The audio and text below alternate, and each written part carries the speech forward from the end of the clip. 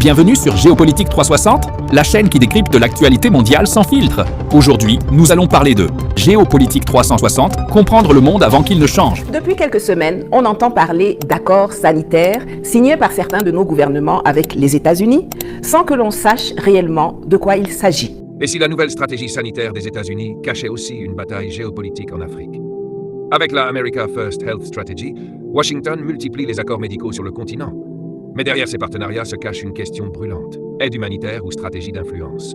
Entre santé, diplomatie et intérêts économiques, ces deals africains commencent à interroger.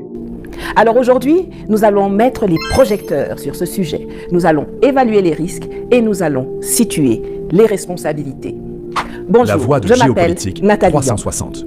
L'aide étrangère en matière de santé est un mécanisme stratégique pour faire avancer nos intérêts bilatéraux. Ces mots viennent du document officiel de la stratégie de santé des États-Unis, intitulé America First Global Health Strategy, publié en septembre 2025, signé par le secrétaire d'État américain Marco Rubio et approuvé par le président Donald Trump.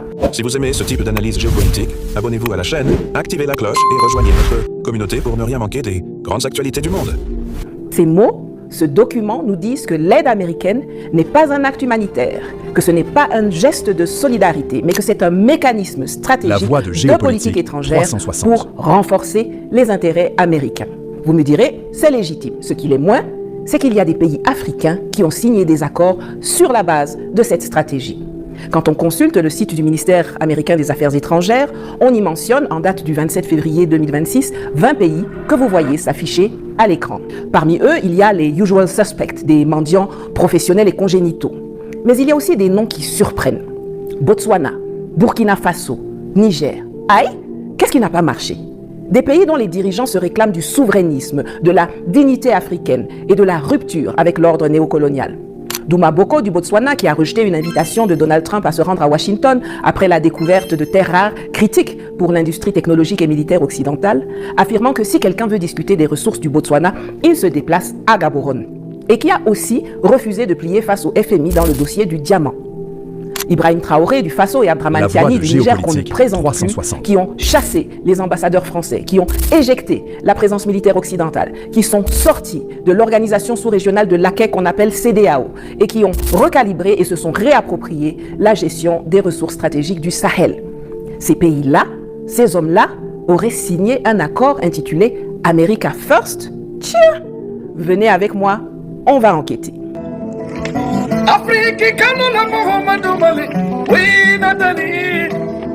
Tout d'abord, on va commencer par analyser plus en profondeur le document concerné. L'America First Global Health Strategy repose sur 3 piliers. Le premier, rendre l'Amérique plus sûre. Waouh! Pour ce faire, les États-Unis vont maintenir 1700 professionnels de santé déployés à l'étranger, dont le travail sera de détecter toute épidémie dans le monde en moins de 7 jours. Ce qui n'est pas dit explicitement, mais qui est structurellement inévitable, c'est que ces agents américains vont collecter en temps réel des données sanitaires sur les populations africaines dans des systèmes d'information qu'ils contrôlent avec des clés qu'ils peuvent couper. Et on a vu ce que ça donne quand ils les coupent. 2 exemples. Quand les voyous d'Orano, depuis la France, ont coupé tous les systèmes informatiques de la Somaïre pour bloquer l'exploitation d'uranium et faire chuter les nouvelles autorités du Niger, ce qui a fort heureusement échoué. C'est le sujet de ma vidéo précédente que vous pourrez voir après celle-ci si ce n'est déjà fait, et profitez-en pour vous abonner et pour liker. Ou alors quand en janvier 2025, l'administration Trump a stoppé net des dizaines de programmes sanitaires financés via l'USAID à travers le continent et que du jour au lendemain, des malades sous traitement antirétroviraux se sont retrouvés sans médicaments, des programmes de lutte contre la tuberculose ont été mis à l'arrêt et des équipes de terrain ont été licenciées sans préavis. La surveillance épidémiologique au service de la sécurité américaine, ça c'est le premier pilier. Le deuxième pilier, rendre l'Amérique plus forte. Tiens! Dans cette partie, le document est d'une franchise rare. L'aide sanitaire est présentée comme un levier contre l'influence chinoise.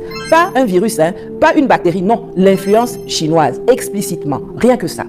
Le continent africain est un terrain de rivalité géopolitique entre Washington et Pékin. Ce que cela signifie pour nous, nos maladies, nos épidémies, nos systèmes de santé sont des variables dans une équation qui se résout aux États-Unis ou en Chine. Le bien-être des populations africaines, on s'en fout, c'est secondaire.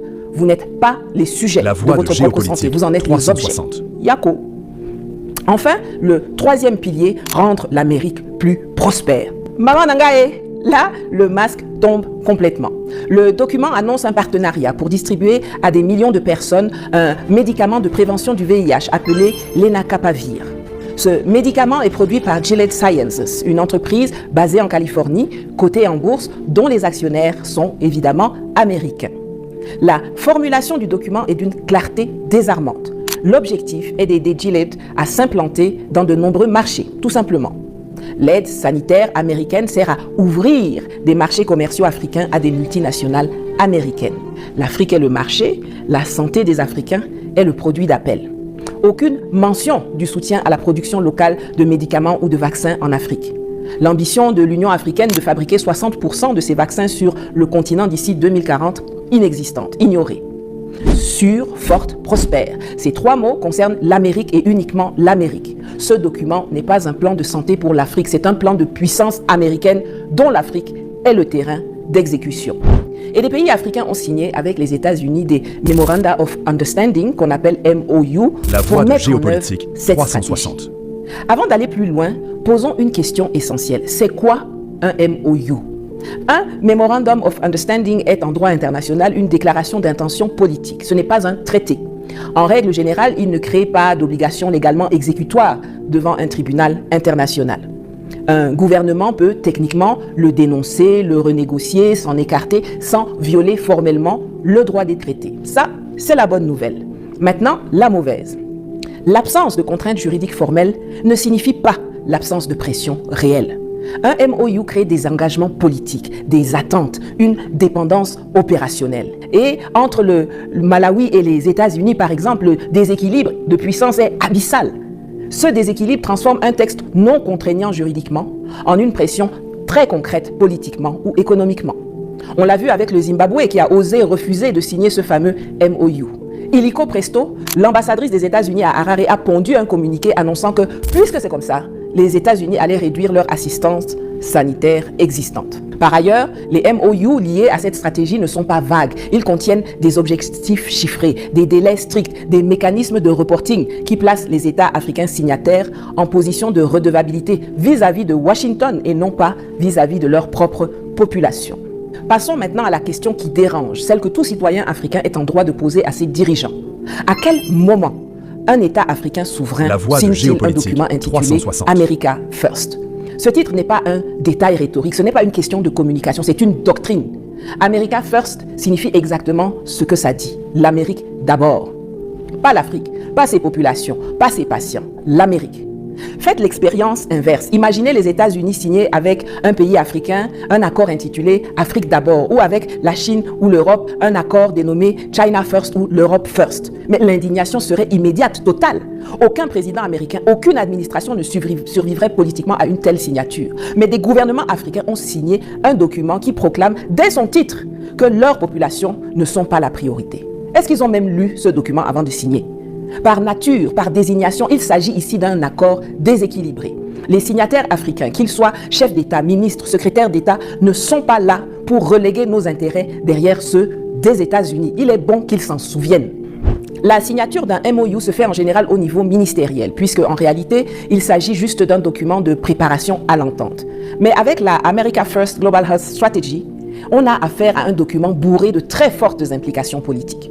Les Américains en face ne s'en cachent pas. Ils ont conditionné leur aide sanitaire à la signature d'un accord sur les minerais en Zambie, par exemple, ce qui a même poussé le président Hichilema, pourtant un serviteur zélé des Occidentaux d'habitude, à refuser, pas comme Tshisekedi à côté en RDC. Est-ce que vous vous rendez compte que dans le MOU signé par le Nigeria de Tinubu, le chuteur récidiviste, il est écrit que l'aide ira en priorité aux hôpitaux et aux cliniques chrétiennes? Oui, oui, vous ne rêvez pas. Le pire, ce n'est pas que les croisés pédos de la Maison-Blanche l'exigent. Le pire, c'est que le laquais de la CIA qui est assis là-bas à Azorock à Abuja l'accepte. America First, c'est politique. C'est d'ailleurs parce que c'est éminemment politique que pour la partie américaine, c'est le ministère des Affaires étrangères qui est aux manettes, pas le ministère de la Santé. Alors que chez nous, ce sont les responsables de la santé qui se sont aventurés à signer et qui sont tombés dans le piège. Restez connectés à la chaîne Géopolitique et à bientôt.